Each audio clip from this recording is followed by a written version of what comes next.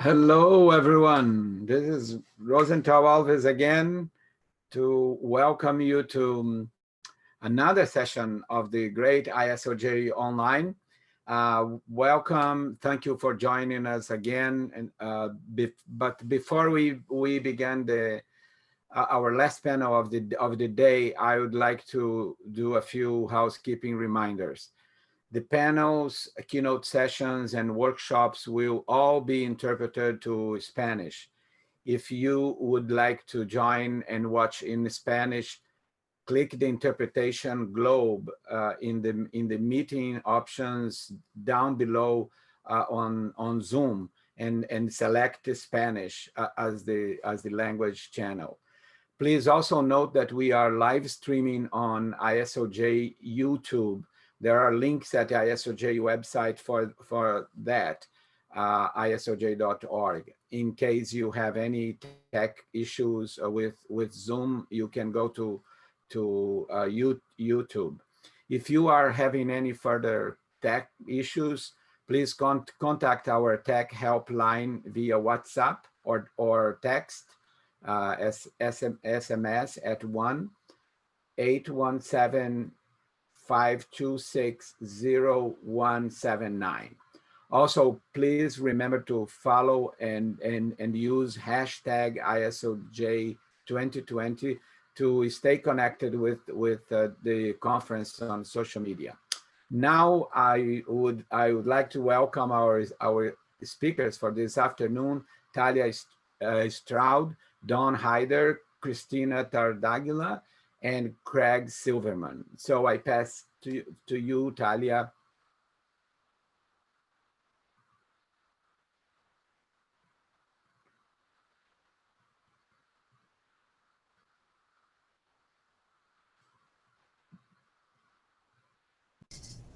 Hello, everyone. I'm Talia Stroud. I direct the Center for Media Engagement, and I'm delighted to have all of you attend this panel entitled Disinformation and Misinformation: What Can Be Done Beyond Traditional Fact-Checking? It's a pleasure to moderate this panel with so many fantastic scholars and those involved in the actual practice of fact-checking and media coverage of fact-checking and the misinformation space. Before I turn it over to our panel, I'll offer just a few introductory remarks. The first is that it's incredibly interesting as you think about fact-checking to learn that traditional fact-checking is a model of identifying a claim, doing the research, and then publishing the findings. And this model is thought to really help the public figure out how exactly information is traveling, what is correct, what is incorrect. But the tricky part is what researchers have found about fact-checking is the following quotation: the top 1% of false news cascades diffused to between 1,000 and 100,000 people, whereas the truth rarely diffused to more than 1,000 people. Falsehood diffused faster than the truth. And I think that this is one of the critical challenges when we think about how we should move beyond traditional fact-checking. It's not enough to check the facts and publish the findings. In addition, organizations have to be more thoughtful about marketing and communicating the information that they're finding in order to try to combat this effect in which falsehoods travel really quickly and truth doesn't travel quite as quickly. As we look through what fact-checking organizations have been doing presently to try to cater to this, I think that there are some really important examples to bring to the forefront. First, a number of fact-checking organizations have been looking at social media as a place to disseminate what they're finding. If you look at factcheck.org, for example, its posts routinely get thousands of followers retweeting or sharing and commenting on these fact checks, which is an amazing way to try to distribute this information. Second, you can look to fact-checking organizations that are increasingly trying to provide information in audio and visual formats. And I think that this way of thinking about how do people actually consume information, are they going to read paragraphs and paragraphs about what fact checkers have found, or is there a way to transmit this information in a way that caters to the way people are thinking via audio and visual? So an example here would be Full Fact. They have a fact blast here where they're sharing in 3 minutes the week's facts and information. And I think that this is a really great example because it shows how a fact-checking organization is thinking about the way in which people encounter information in an attention economy where they only have really limited attention spans. And so I think that this is a really proactive way of trying to get the information out there. Another example is one that is shown here on the slide from Chekiato, where they've actually created an infographic to share the information about coronavirus.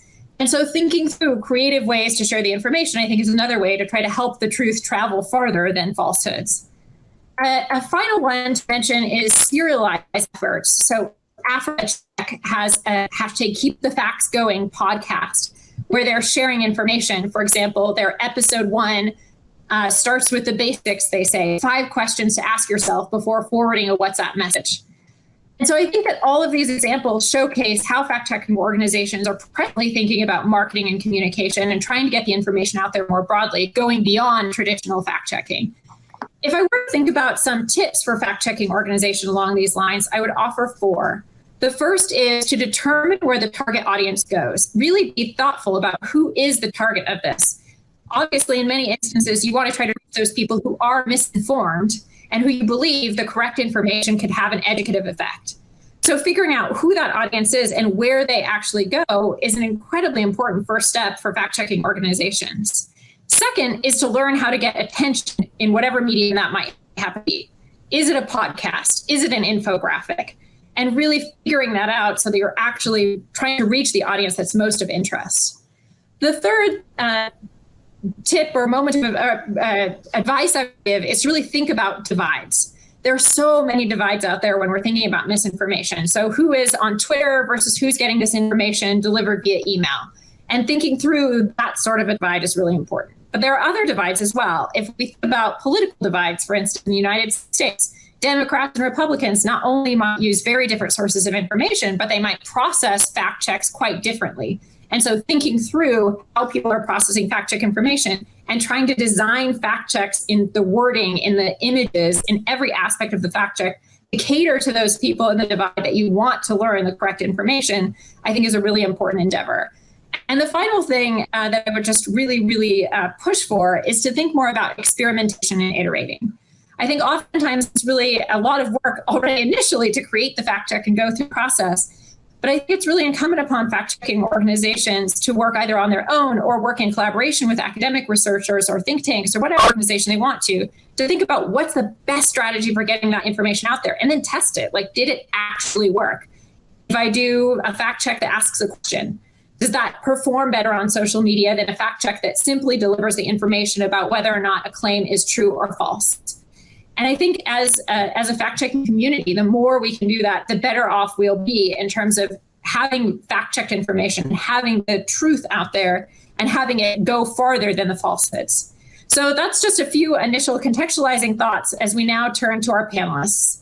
Our first panelist is Craig Silverman. He's the media editor at BuzzFeed, and he'll be sharing with us some information about the need to investigate actors, platforms, and the ecosystem that actually enables mis and disinformation. Craig, delighted to turn it over to you. Thank you, Talia. Pleased to be here. And, that's great context for what I want to talk about, because I think you lay out that, there is some good things happening with traditional fact-checking. And in fact, if we look at some of the data that's out there about fact-checking organizations, we're in the midst of a boom. This slide shows some data from the Duke Reporters Lab, where since 2014, they've been tracking how many fact-checking outlets there are around the world. And back in 2014, there were 44. As of 2020, they found almost 300. So there are more journalists, more organizations in more countries doing this than really ever before. And obviously, that's good news. This next slide gives you a sense of, another sense of fact-checking organizations. Now, this one shows all of the places around the world where Facebook has partners who are fact-checking content that is being shared on Facebook. And there are far more places around the world where Facebook has partners than those individual organizations, because it's working with people like Agence France Presse, who are in many, many countries helping fact-check. And so again, this is good news. But whenever there's kind of a single funder who is somewhat dominating the space, there are always, some concerns and sometimes some strings that come with that. And I think this is one of the things we have to think about as we're looking about fact-checking and tackling misinformation and disinformation. Facebook, when you look at what they want their partners to be checking as many facts, specific claims as possible. They don't want them checking politicians, and they want them checking the stuff that is going viral on the platform. So its partners get a feed of potential claims to check. They check them, and then if something's found false, you get images like you see on this slide here, alerting readers that they've shared or have encountered something that's false. And again, that's a good thing, but we have to make sure that traditional fact-checking is not necessarily being co-opted to serve one party. And beyond that, we also have to think about what is the source and what is the ecosystem that is leading to all of these claims that actually need to be checked. Who are the actors? What are the systems, the technologies, and the other players that are enabling this entire ecosystem to exist? If all we are doing is checking facts and not digging deeper, they're not actually getting at the source of the problem. And so we have to add that into the framework of fact-checking as well. When I think about what that means, I think about this quote from the Hutchins Commission on a Free and Responsible Press. They published their report back in 1947, and they said that it is no longer enough to report the fact truthfully. It is now necessary to report the truth about the fact. And I think that's kind of what I'm talking about. It's not enough to just do the claim and to check the fact. You actually have to report the truth about the lie. And that's so if I were to edit it, to me today, it's no longer enough to check the fact truthfully. It's now necessary to report the truth about these and the people and the interests that have created and helped spread that lie. So to give a few examples of what I mean by that, one thing that we have to be doing is looking for inauthentic activity across these platforms. These accounts that I'm showing here were all attributed to Roger Stone, the Trump political advisor who recently had his sentence commuted. And right around the time he had his sentence commuted, Facebook announced that it had removed a range of accounts and pages linked to him that were fake.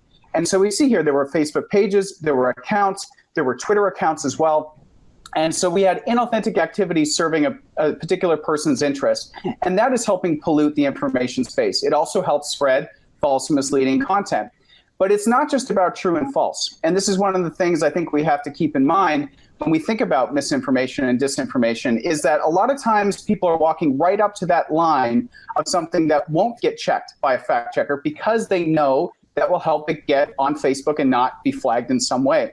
And when it came to the content from these Roger Stone fake accounts, they weren't spreading a lot of false or necessarily misleading content. They were mostly promoting him and promoting Trump. So they had an agenda, they were inauthentic, and this was, again, polluting the information space, even though it wasn't necessarily false. In addition to that, I think we also need to be exposing the bad actors, exposing the entities that are behind false, misleading, and also inauthentic content and behavior. On this slide, 3 examples of this. One, a story I did back in 2016 about teens and young men in North Macedonia who were spreading, in many cases, false or misleading stories that were pro-Trump. They didn't care about politics, they wanted the money. In the middle, there are 2 Facebook pages. One is pro a Nigerian politician, another is against him. They were both run by the same PR firm. And so we have disinformation for hire actors in the space who are very motivated, creative, and well-financed. And then the last example is something about the Chinese government and what they do to kind of flood the zone on Chinese social media to sort of sweep away bad or inconvenient discussions that are harmful to the party. So we have to think about who is behind this stuff and expose it. And then the last thing that I think is important is revealing the systems and particularly the tactics that people are using. I am very obsessed with the financially motivated actors that are out there. I did a story back in January about people who try to rent the Facebook accounts of average folks around the world. So they'll pay you money to rent your Facebook account, and they'll use that Facebook account to set up an advertising account connected to it, and they'll be able to run ads. And of course, they will run ads that will often, in many cases, rip people off, as is this example right here. This is an ad that shows the film director Peter Jackson claiming he was arrested.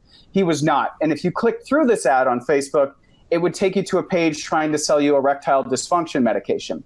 Now, obviously, there's a false claim involved in this, but it goes deeper than that. These guys spent around $35,000 running this ad. They brought in $71,000 revenue on that one ad alone. So there's a massive financial incentive here for these skeezy marketers to be doing this stuff. And it connects back to misinformation and disinformation because, as I noted, my story ran in January of last year about people renting out their Facebook accounts and how it was being used. And just a couple months later in March, New York Times ran an article with the headline, "In Ukraine, Russia tests a new Facebook tactic in election tampering." A new Facebook tactic in election tampering. Now, what could that be? Well, when you read the story, It's all about finding people in Ukraine on Facebook who wanted to sell their accounts or temporarily rent them out so that they could run ads. And so we have an intermingling of different motivations, different actors, different kinds of innovation in this space of media manipulation that is helping pollute the information environment. And so if we only think about checking what is true or false or satire, then we miss this whole entire critical layer of what is actually helping spread and produce and fund the kind of falsehoods that fact checkers end up having to deal with. Thank you. Thank you so much, Craig. That was really interesting. Next, we'll turn to Don Heider. He's the Executive Director at the Markkula Center for Applied Ethics, and he'll be sharing with us some discussion on the ethical responsibility that journalists have to avoid frames that are too simplistic. Thanks so much, Talia. I just want to say a pleasure being on this panel with all of you. In the last election cycle, I really felt like Craig's reporting on misinformation was superb, really led the way in many ways. So great meeting you, at least virtually, Craig. A lot of what I'm going to talk about today is built on two folks at the Markkula Center's work. The two people work in our journalism and media ethics area, Subbu Vincent and Anita Varma. So I wanted to give them credit right off the top. So I'm going to talk about sort of three things we suggest that journalists think about as they're in the midst of this election cycle in terms of battling misinformation and disinformation. The first point we're going to make is that we would really like journalists to think seriously and do as best they can to stop relying on simplistic frames for covering complex issues. One of the things about getting our news primarily on online platforms is there's, I'd say, increased pressure to get stories up quickly and for them to be increasingly brief. So brevity has become a very important principle. But the problem with that is that oftentimes it may cause us to oversimplify stories. And this is something that journalists, I think, have struggled with for many years, but I think it's been increasing because of the pressure to be brief. So as journalists, we often depend upon familiar frames for stories. You think about like simple dichotomies, like one side for a journalist that other journalists do, and that is you set up a problem in the story and then you explore some solutions for the stories. And the reason we use these over and over again is they resonate with audiences and they're very familiar to us, but they often may not do justice to a particular story. So oftentimes the way a narrative is constructed may be too simply, or in fact, it may be the wrong frame to pick for a particular story. And I'd say the other part of this issue is often misinformation uses these same familiar frames. So we're trying to encourage journalists to not just pass on those frames and to think about how stories are often more complicated, more nuanced, and they may not fit traditional frames.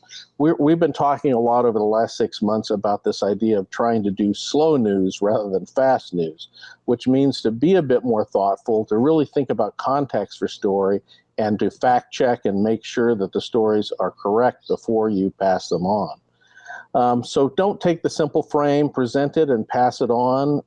And also, absolutely essential, don't simply pass on misinformation, no matter who it comes from. Craig sort of mentioned this during his presentation. There's this idea that's come up recently that we really like, and that's this idea of trying to build a truth sandwich. And that's the idea that when you have a statement that you know is inauthentic or misleading, don't just pass it on, especially in social media if you're a journalist. It's better to give a fact first, to give some context to the statement, then give the questionable statement, and then give another fact that puts it in more context. That way, we're actually doing our job as journalists rather than simply passing on something that we all know is untrue. So number one was stop relying on simplistic frames for covering complex issues. A second thing we'd ask journalists to think about is how we might represent people's lived experience and how that offers a grounded way to counter misinformation. So I'd say traditionally, often we go to folks impacted by an issue sometimes to bring the emotion of a story out, or to flesh it out a bit, but we're sort of counting on experts to give us the facts. Yet, really, the people most impacted by the story might be the people that really have the most accurate information on the ground. So get folks on the ground, get people most impacted by the story to address the very issues that the experts are talking about. This means asking stakeholders what they think, what they need, and what might help them. That's all part of an approach that Anita Varma is endorsing and has developed, called the solidarity approach to journalism. Solidarity journalism means standing with communities affected by not only representing their pain, but their views on what happened and what their needs are, and amplifying their ideas on how these needs might be best served. A couple of examples of this might be if a reporter is covering peaceful protesters who are protesting racial justice issues. There's really not two sides to this story. There's not a simplistic frame. So it might be best to take this approach of solidarity reporting. Anita developed the approach when she did a very exhaustive study here in the Bay Area of reporters that were covering homeless folks. And again, there is no oppositional frame for homelessness. It's a much more complicated and nuanced issue. So that's the second approach we say we would like journalists to think about, is trying to represent people's lived experience as a way to counter some of this misinformation that's being passed on. The third way we'd say is for journalists to recognize misinformation. We think multiple literacies are needed. There's a lot of hand-wringing after the last election about whether media literacy has failed us as a society. And certainly more media literacy, I think, is helpful, but I'd say it also is a bit false in that we would endorse that multiple literacies are needed by any journalist, especially working in these very contentious issues like misinformation. So for instance, we would argue that the journalists especially need social media literacy. Social media products, as we all know, are not designed for the whole person to give us everything we need, to give us all the information and depth and breadth we need on a particular issue. What they do is they often privilege our emotional selves, and they speak very much to the emotion of a moment. And so, again, I think it's easy to get caught up in that emotion. And again, it's sort of counter to this thoughtfulness and the slow engagement that we would endorse journalists to try to practice as much as possible. So social media literacy is one kind of literacy journalists could think about. Another approach would be science literacy. So oftentimes, and this has happened really my entire career as a journalist, oftentimes we'll take a part of a scientific study and we don't really give it the justice it deserves, and we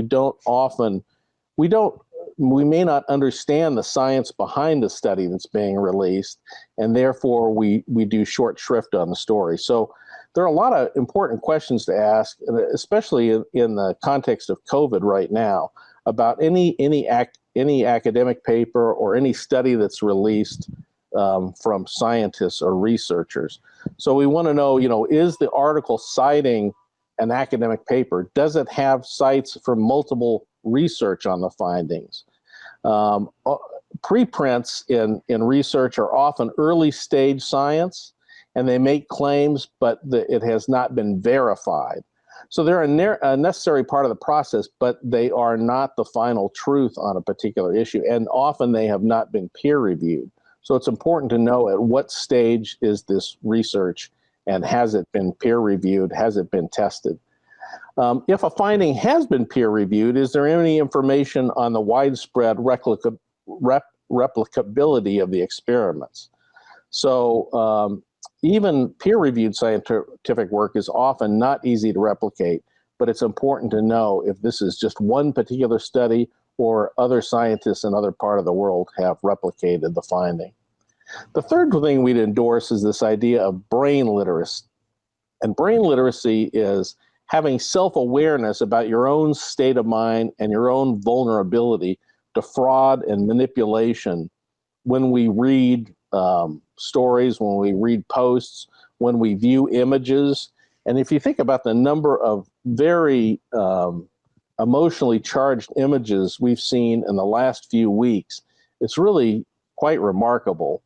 And so, again, as journalists, we don't want to get caught up in the sort of emotional moment and be persuaded by a photograph or a video and not necessarily have all the facts at hand, especially those with political implications. And I think this is going to just do nothing but increase over the next few months as we get closer to the election.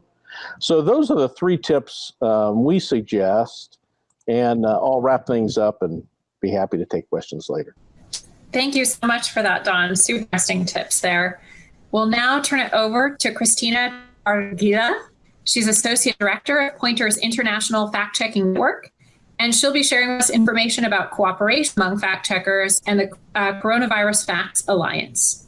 Well, so hello, everyone. I hope you can hear me and see me fine. Thanks a lot for the invitation. This is a great panel. I mean, I can't just believe it. I'm here. It's a great achievement for a fact checker that comes from Brazil. And I want to say thank you again to my friend Rosenthal, another great Brazilian, and Don and Talia and Craig. I really admire you. It's been a long time and great to be in this panel. So, well, I want to say it was great to hear you, Talia, at the beginning. Highlighting some of the best work that has been done by IFCN's members. You said, you talked about Chequeado, you talked about Full Fact, you talked about factcheck.org.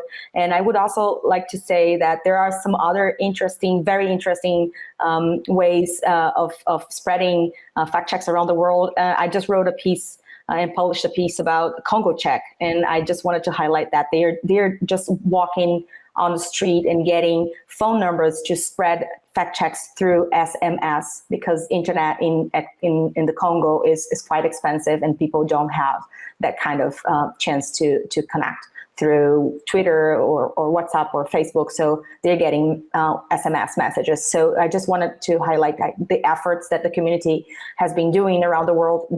Really is a really diverse kind of effort. So I really want to praise Congo Check for that. And so I prepared myself to talk about the Coronavirus Facts Alliance, and because the question of this panel was what can we do beyond fact checking, and I would say more fact checking, and in a coordinated and collaborative way. And the best example that I can show you is some lessons that we have learned so far from this marathon that we have started to run on January 24. The Coronavirus Facts Alliance was started to exist on January 24 when my friend Sema Chan, who is the editor at the Taiwan Fact Check Center, called me and said, "Hey Chris, I think this weird virus that is popping up in China is going to cause some misinformation in the region. And I think it could be happening somewhere else. And would you mind calling others in the community and seeing if they also are seeing hoaxes about this so-called, by the time, Wuhan virus?" And I did so. I sent out an email. You're going to see on the slide. It was a simple email. By the time, 17 people had died, and only 6 affected. So, and we thought those were big numbers. And we, well, at least in 30 different organizations from the ISN got back, answered my email saying, "Hey, we are seeing information around this weird virus, and yes, we think we should collaborate." So we thought at the beginning, to tell you the truth, to be super honest, we thought that this alliance was going to be another one, just like the ones that we've done in political situations, just like the G20 alliances that we have done, some alliance that we have done regionally with when Guaido, for example, tried to take over the Venezuelan government, or even in last September when he had the United Nations General Assembly. What we do is we mainly fact check our representative, and then we share the claims.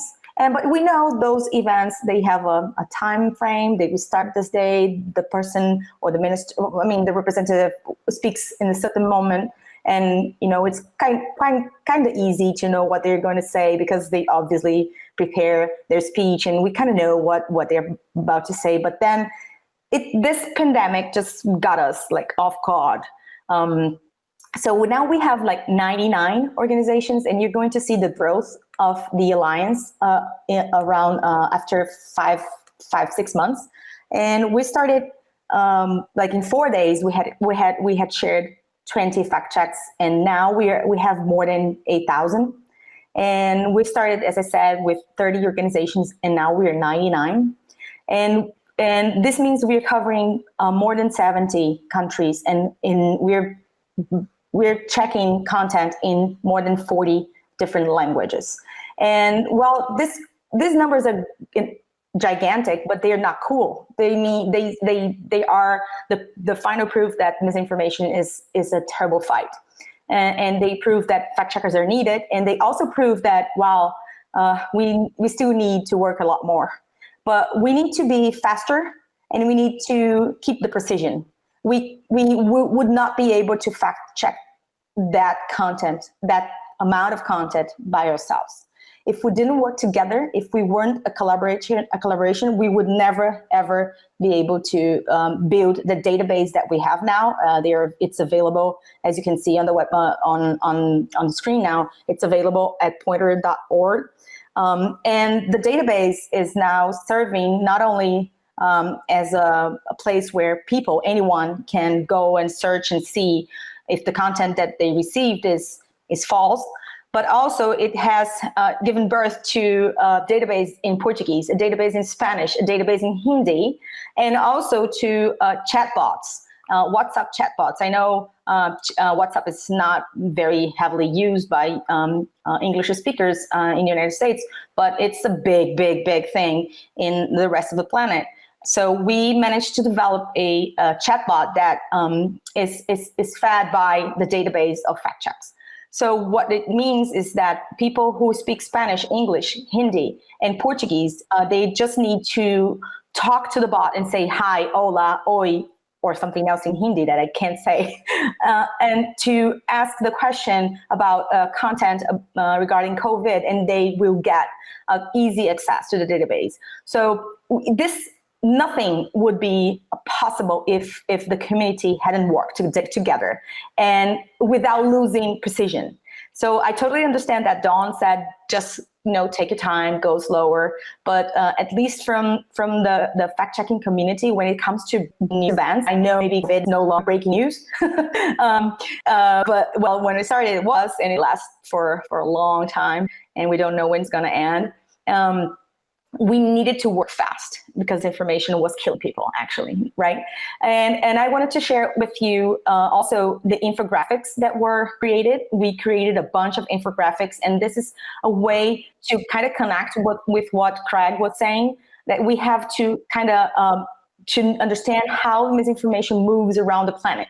So if you take a look at the infographics, you're going to see like the 5G conspiracy theory, where it popped up. So you could easily, tell a story out of these images. You could see how many people are around the planet believed or maybe shared about maybe drink tea to get cured from COVID. So these are stories that are hidden inside the database. And what I think it's the most important, and we're right now working on it, is that the fact-checking community is now adding researchers.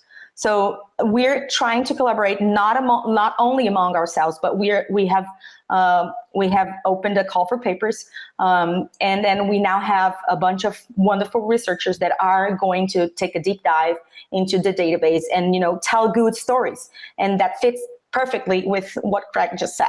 We can't just stay in the unit of the fact check, because it seems like we will be doing this forever and ever and ever. So we have to work together. We have to be very, very fast when it comes to breaking news, without losing precision. We need to know that one organization here in the United States might not have the tools or the knowledge enough to debunk something that is in Chinese. So we can easily reach out to a Taiwanese fact-checking organization. Or if you are in Taiwan, maybe you need to fact-check something that is in Italian, and you can reach out to an Italian organization and get that done very fast. So we created like an international newsroom, and we work together. And then we're bringing now this new, let's say, new level of understanding, which is I think the most exciting part to see. And I really appreciate, and I really want to thank all the 99 organizations and I think it's more than 160 fact checkers that have been connected to me and to Jules Darmanin in Paris, who is my partner in the coordination effort, and we've been doing the best the best we could. So I just want to say thanks to all these partners. I know you haven't slept much, but the work is seen worldwide.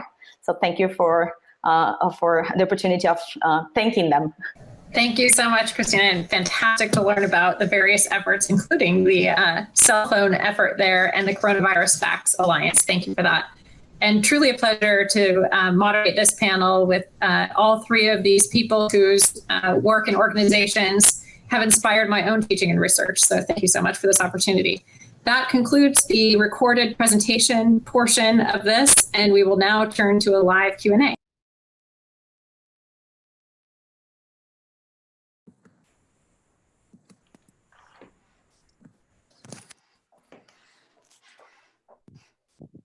Hello, everyone, and welcome to the Q&A portion of this panel. Delighted to see all of you. So we will be collecting questions from Zoom and from YouTube, and we won't have time to get through all of them, but we'll do our best. And to just get things started, I'll kick off with a question to all of our panelists. And my question to you would be, if you had unlimited time and money to investigate something related to fact checking, what would you do? I can do that if I can start. So first I would pay fact checkers better. And I think the fact checking community just loves me now.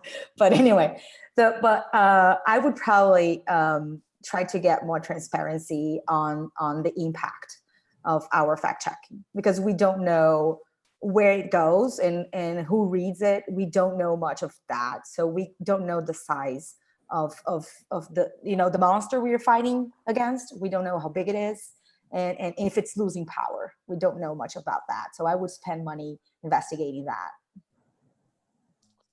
I have a fantasy, and that is to be able to offer excellent context to every story. And I was talking a little bit in my tape presentation about slow. We're trying to encourage slow thinking. Not when I say slow thinking, it comes from this idea of fast thinking and slow thinking, where fast thinking sometimes is an emotional response to a story. Slow thinking, we're trying to rely more upon our rational tools that we have. So sometimes applying slow thinking to a story might mean taking 5 minutes to go to a fact-checking site. It might take another 10 minutes to make a phone call to verify something. So slow thinking doesn't have to mean a day or a week or a month. But I do think oftentimes when we see stories, we don't see enough context that help readers understand the history and background. I guess for me, I do think the impact piece that Cristina mentioned is really important, because there's more research being done than ever before, which is great. But I mean, there's still a bit of fumbling around in the dark that we're all kind of doing of, what is the best way to present a fact check? How do we actually convince and persuade people? I mean, the act of sort of checking this stuff, for example, for Facebook, so they can reduce the reach of something, that's a concrete impact that's specifically tied to Facebook. But we still don't know yet about the flags and the labels and the way that the fact checkers produce our content and how people consume that. So I think that's really important. The other one that I would just note, I think messaging apps are really important, and it's very hard to know exactly how content is moving across them. They are a black box a very black box in a sea of other black boxes in terms of, in other cases it's algorithms, but with them it's because they're designed to be private. we know so little about the origins of content and how many people have seen a piece of content and that kind of thing. So I think continued research on messaging apps and understanding more about how content flows within them and how people perceive content within their messaging app groups are probably two really important related areas for fact checking. And a great transition to some of the questions that we're receiving. The first one is, when does a fact check override an opinion? So let me see if I understood that correctly, because that might look like a question to the fact checkers that are working for Facebook, right? I think it's meant to be quite general about when. Let's see. The full comment from Super Vincent I will share is, when does fact check override an opinion? Just last week and this week, reports have surfaced about Facebook having removed the fact check false rating on a climate change article. Yep, exactly right. Scientists are upset with Facebook. The platform seems to argue the false claims made in the checked article are allowed under opinion. So you're absolutely going down the right path there. Right. I could see that controversy coming up. Okay. So this is a great discussion, and fact checkers will always push platforms to allow us to fact check more and more and more. We want to flag everything that's there as if it's false or it's true or exaggerated. But we do understand, we do have to acknowledge that an opinion is something that, people are allowed to have. But it's quite weird when people say, well, my opinion is that the earth is flat. So it's really tough. What is the limit between a opinion that is, you can clearly accept and let it be, from an opinion that is just like, I think the sky is pink. So I would love to hear the two panelists too. What do you think, guys? What should we do? Should we keep pressuring platforms to allow us to, debunk those stupid, crazy opinions? I mean, specific to this one, the original article that ended up being fact checked, it was an article that presented itself as really listing facts about climate change. And so for me, it was like the framing of this opinion piece was like, hey, here are, surprising facts about climate change or that kind of thing. The framing of it was very much in, I'm going to give you factual information. And yes, I'm coming from a point of view, but here I'm going to lay out a specific bunch of claims. And that's like, obviously that's catnip to a fact checker. It's like, oh, you would like to make a list of claims? I would like to check those claims, right? And so I do think in that case, it was completely justified to have it checked. This is someone who had sort of placed this op-ed to forward their argument that they're making in a book. And so I think that was a completely legitimate one to check. Now, if somebody is writing like a long essay making, an argument or something like that, that is really coming from a place of opinion, and it has a couple of, mistaken factual errors in it, I guess a bit less in that case, because it's a preponderance of claims of which maybe there are a couple are false. And so, I mean, I think this goes to one of the tricky parts of doing the work, which is that there are clear-cut things that are easy to deal with, and then there are things that are going to go on the line. And as I said in my presentation, a lot of the people who are, trying to sort of push are realizing that they need to create these sort of mixed scenarios or walk right up to the line so that they can make an argument that they shouldn't be checked. And I think, I think there was a concerted effort in this case to say this is the kind of thing that should not be checked. And the argument is being made because they know it'll be quite effective for their point of view if they can make sure that this kind of thing isn't checked. And we have to be aware of people trying to game the system and work the refs when it comes to this stuff. I think op-eds are fair game to be fact checked. I can't imagine trying to write an opinion piece that doesn't make some fact claims. And once you do that, I think it's fair game for fact checking. Don, I'm taking that back to Facebook, just the way you said it. And yeah, cool. I'll stand behind it. Cool.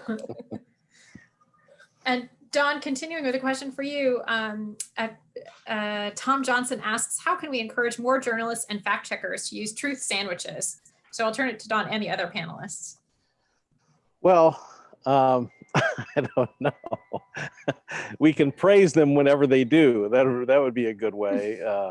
I just think we're living in an era where, again, there's tremendous pressure use social media to get information out quickly.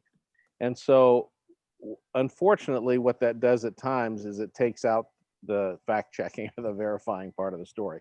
I don't think it has to.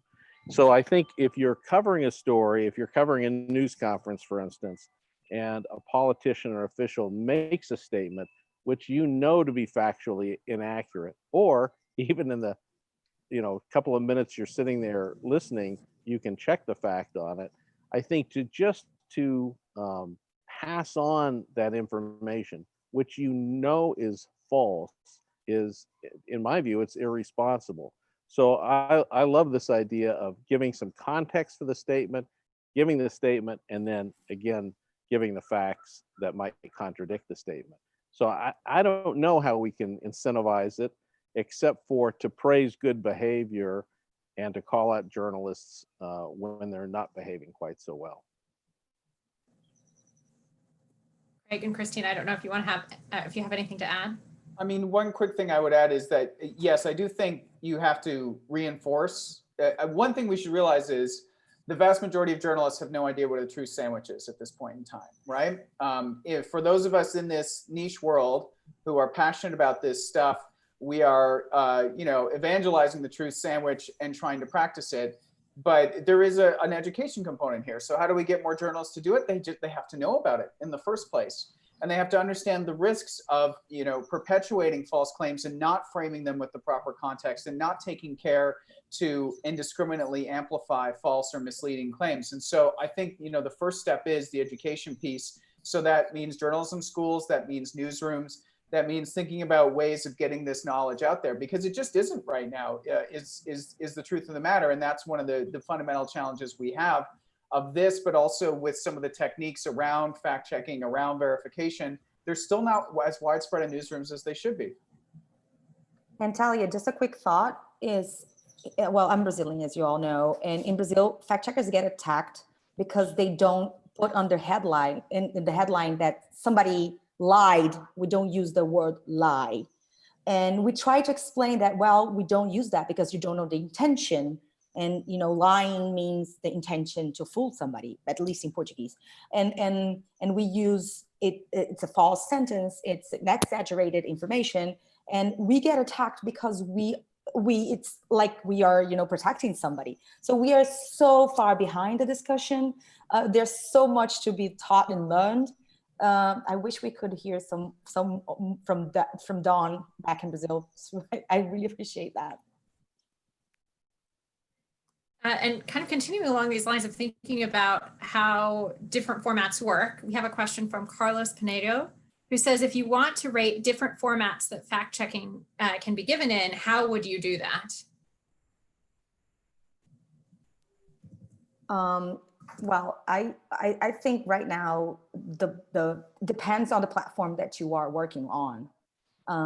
If don't try to post a 1-hour video on WhatsApp, that's not going to work. You have to be very fast. Like I would say, a quick image will work just fine, because depending on the country where you are, you only need a little bit of data to make the image pop up in front of you with whatever needs to be fact checked. But if you are on YouTube, maybe you're working with a long video that has to be debunked, like the pandemic video, then you might need to do a really long video, detailed piece to get on YouTube. If you are dealing with some misinformation on TikTok, maybe you need to be fun. So it depends on what is the misinformation and where you're posting it, right?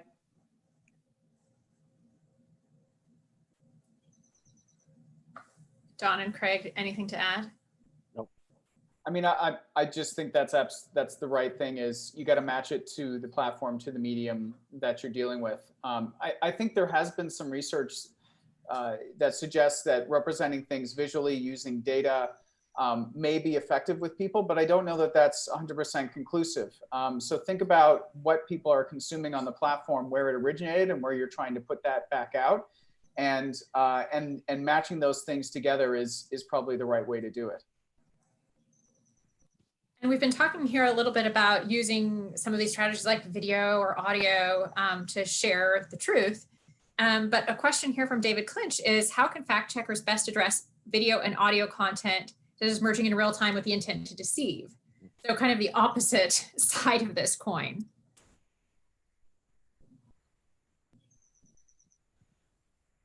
I think audio is going to be the next thing, at least from countries where WhatsApp is big. And this really terrifies me personally. And in the fact-checking community, at least in LATAM, we have had the experience from Chequeado working with a forensic tool to, get the voice of a person, who is being accused of saying this and that in a recording that travels fast on WhatsApp. This is going to be so hard and maybe really expensive for fact checkers. So I'm really, really worried about how misinformers will use audio. So let's say somebody impersonating Trump says something like, well, I live in the White House, I am a Republican, I was elected in 2016, and I will not run for re-election. And it sounds just like him on a WhatsApp audio. How would would we have fact checkers to fast enough debunk that information?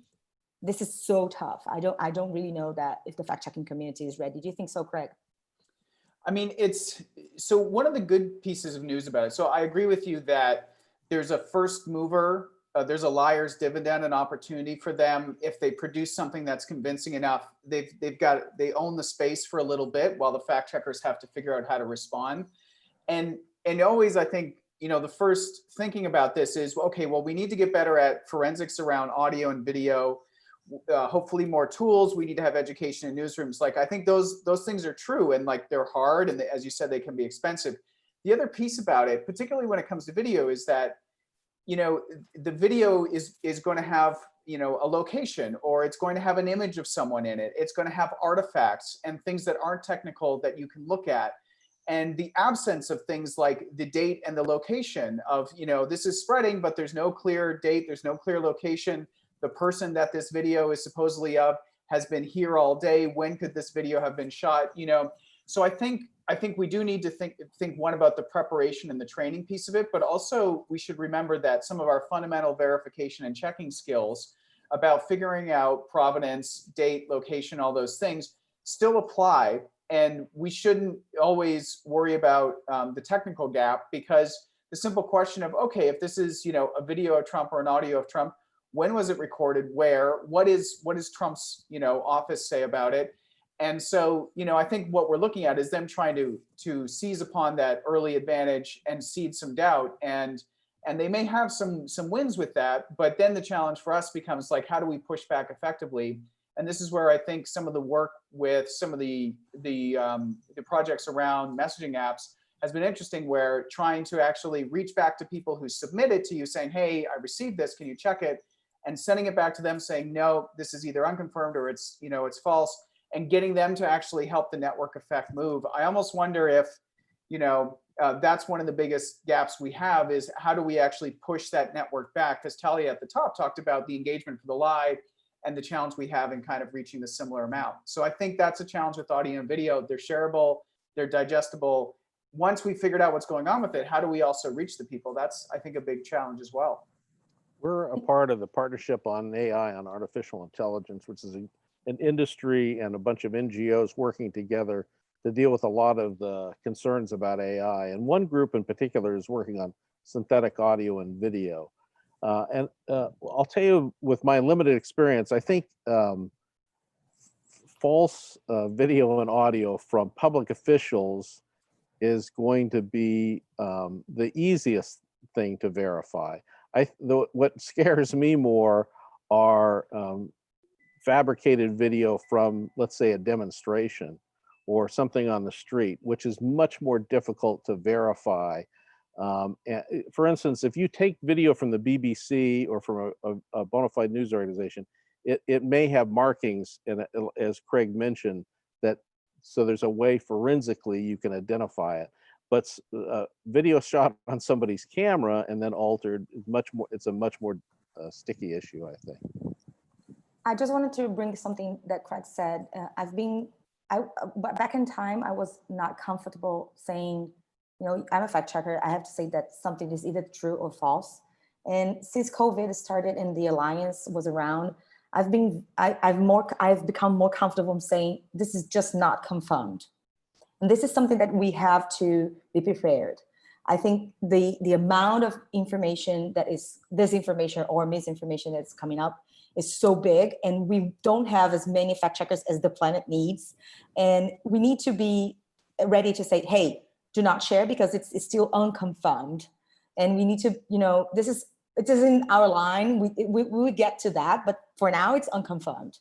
So it gives fact checkers some time to breathe, at least, and time also to say, please do not share while we're trying to confirm. So this is something that I needed to bring here. Super interesting.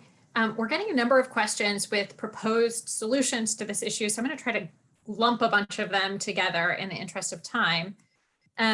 So we have questions here. The first one is from Caesar GF, who says, at this point, there are very few fact-checking media outlets. Will we get to a point where every news outlet must have a fact-checking team, and how far are we? We have Nicolai Borges saying, we would like to know what your opinion is about sleeping giants and how society can think about this. And we have from Jose Costa, who says, do you think that blocking or canceling social network accounts is a solution currently acceptable in a democratic society? And so I'll kind of lump those together. And one more here from Paula Nishizima, who says, it's a little bit beyond fact checking, but how do you guys see the efforts of public policymakers in reducing misinformation today? So maybe each of you can take a stab at one or several of those, but they all strike me as ones that have a potential solution or a potential way to address this that maybe we could think about.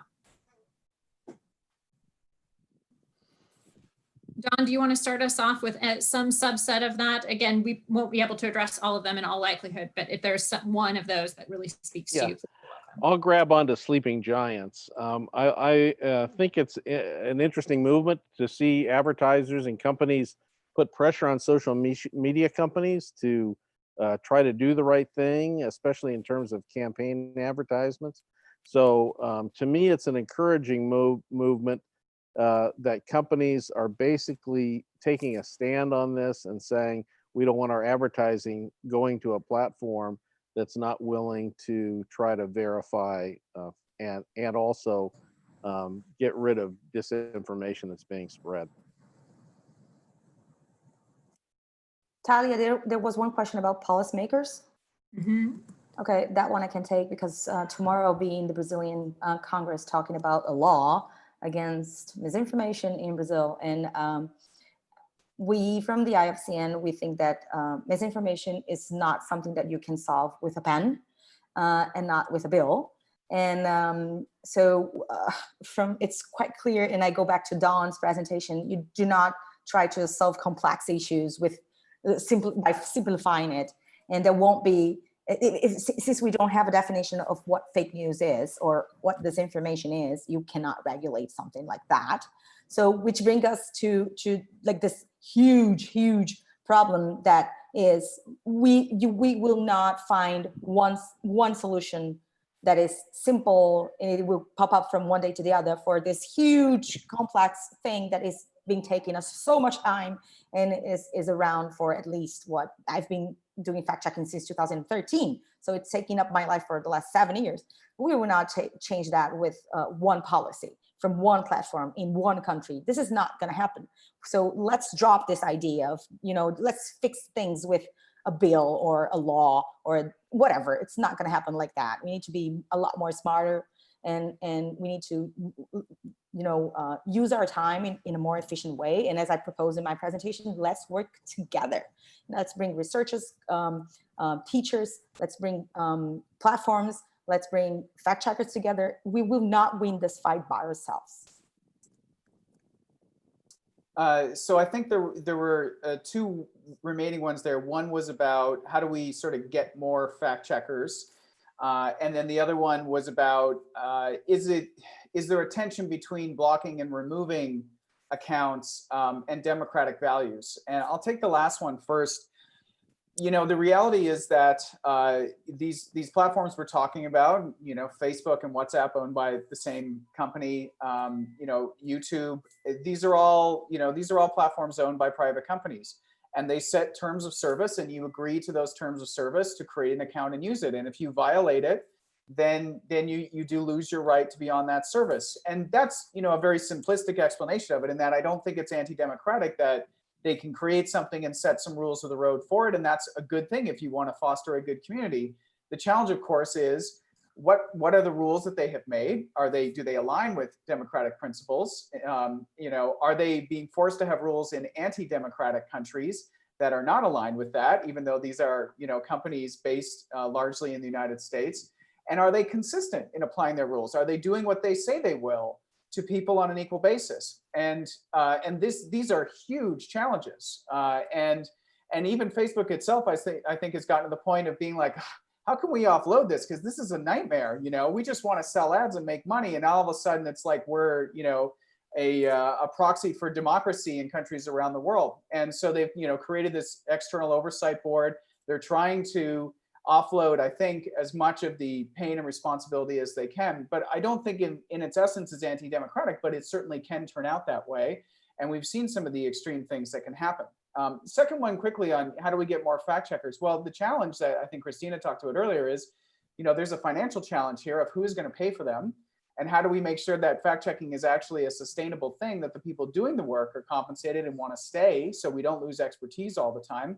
And right now, the only answer to that is primarily right now is Facebook, you know, opening its pocketbook to pay for fact checkers around the world, which, as I said in my presentation, has, you know, a lot of great things about it, but can also have some downsides and things we need to be careful about. And so thinking about the sustainability of fact checking and how we spread these skills into newsrooms, I don't think every reporter who does this kind of work needs to be labeled a fact checker. I do think these skills need to be widespread in newsrooms, so that people on different beats don't accidentally spread misinformation and disinformation, can apply these kinds of approaches, so that, in a sense, every journalist has the foundational skills of being a fact checker without necessarily having to be hired in that role.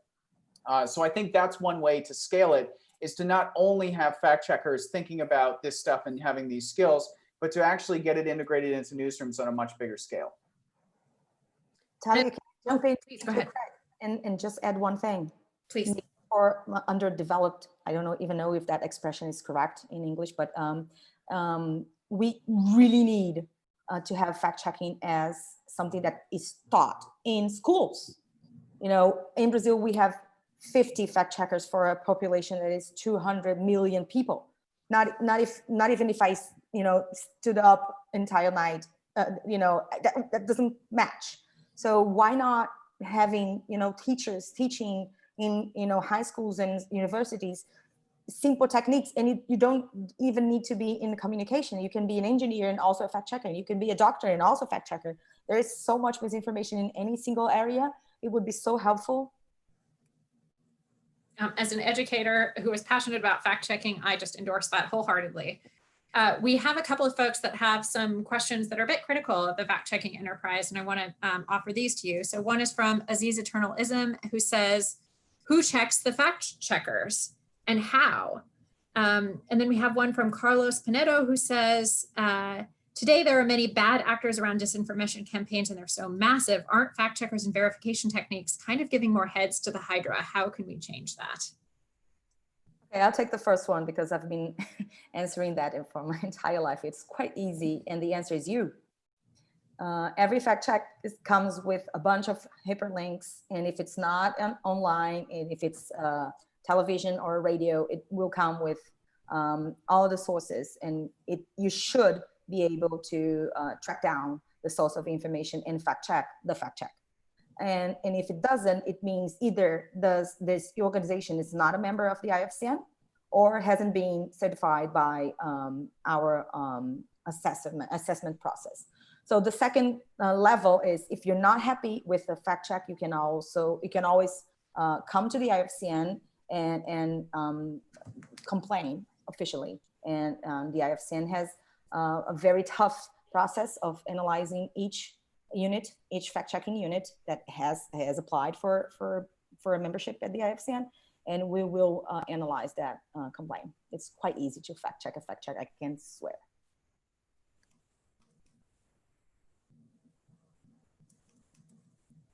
Don, any thoughts on fact checkers and verification techniques giving more heads to the Hydra? I don't think it is. I mean, I think this is. I think we're in a war of sorts, and if you think of the people who are out to spread misinformation, they have tremendous resources, tremendous technology, and a lot of cunning on their side. And so I think it's all hands on deck. I think from citizens to fact checkers to journalists to people who have area expertise, it's going to take everyone battling disinformation for us to try to get at what is true and what is completely fabricated for nefarious means. Thanks for that. Great. Craig, did you want to add? I mean, I think the one risk that we think a lot about in this field is unintentional amplification. And so I don't think it's about necessarily the techniques or things like that. It's a question of, okay, I see this thing, it's false. It's only been shared by 50 people. I can't find variations of it. It seems like its distribution has been small. Do I do a fact check debunking it or not? And that is where there's the potential danger, where just to have something to do, to have something to check, or to meet a quota for a funder, fact checkers may feel an incentive to actually check stuff. And that's a scenario where we unintentionally, in the act of knocking something down, we're actually going to give more people exposure to it. They're like, well, I haven't seen that, and now this claim is in my head. And there is some psychological research that, over time we can lose the context of information that we have. And if we're going to put something in someone's head, they may not always remember that we were debunking it for them. So I think that's the one thing that everyone in the community talks a lot about and worries about, and we should. And again, it's hard because there's no one threshold. We just have to make judgment calls, and that's where sometimes you can be right, and maybe sometimes you regret that. Oh, maybe I engaged with this one more earlier than I should have. This is such a good point, Craig, because this reminds me of two things. One, the day I decided not to fact check a piece of content that was like very small, very low virality, saying that by drinking pure alcohol, you could get the cure from COVID. And then like 5 days later, some 200 Iranians were killed or poisoned. And I went so crazy. Oh my God, I did not fact check that. I felt so guilty. And I kept saying, oh my, if I had done that, would I had somehow prevent their death? It's a bit crazy, I know, but it happened. And then on the other hand, what is going on right now, and I'm very happy to share this with you, and I would love to hear your thoughts. I was just in another chat discussing, should we start now advising people about the misinformation that is already starting to pop up against the COVID vaccine? Or is this conversation something that we should avoid until the vaccine is already here? Because the misinformation is already popping up. So what do? Do we talk about the misinformation that is already popping up here and there? Or do we wait until this is amazing and big to actually talk about it? When do we start talking about it? I think you start now. I think because you don't want a wave to grow of discontent over it. And then by the time a vaccine is developed and released, a lot of people are very suspicious. I think you start when the disinformation starts. We have only a short amount of time left here, and this past conversation here in particular has been really fascinating as you're wrestling live in this conversation with what to do next, which is fantastic. So I want to offer each of you in our 1 minute left a chance to offer one sentence of what you want people to take away, what message you want them to leave with from your presentation. Craig, if it's all right, can I start with you? I have one sentence, huh? Ish. What I would say is let's think beyond just checking claims and how we attack the source of misinformation and disinformation, and really start to bring down the supply so that it is not as pervasive. I love it. Don. I'd say a good short thought to leave people with is this idea of research and understand what the true sandwich is. That we don't just pass on claims from politicians or officials or anyone, that we first of all check the fact behind the claim, and then we provide that information before and after we pass on what they said. And what a catchy title. Cristina. So my message would be, do not attack the messenger, attack the message. We have been working so hard, and in a collaborative way. We haven't slept, we haven't seen our family and friends. And we are doing our best to give you health information. So, and it's not about politics. So we please praise the 99 organizations from the Coronavirus Facts Alliance. Thank you. Fantastic. We'll do this in a Zoom way. Please join me in thanking all of our panelists so much for this really fascinating discussion. For those of you who contributed questions and for those of you who are listening in, I hope you have a great rest of your day, and thank you. Thanks. Thank you so much. This has been really fascinating. I have, you know, it's almost like seeing something that is building up, and it's, you know, people are thinking about solutions. So it was really a great way of end a great day of ISOJ 2020. I want to take a moment to give an incredibly huge thank you to our sponsors. Thanks to Knight Foundation, Google, Microsoft, Univision, JSK Fellowships at Stanford, the Trust Project, and the Moody College of Communication for your contributions and support. I am really happy you all have joined us today. Encourage you to come back tomorrow talking about misinformation and disinformation. We're going to have another fascinating session tomorrow about how to find story, how journalists can find stories and misinformation in TikTok.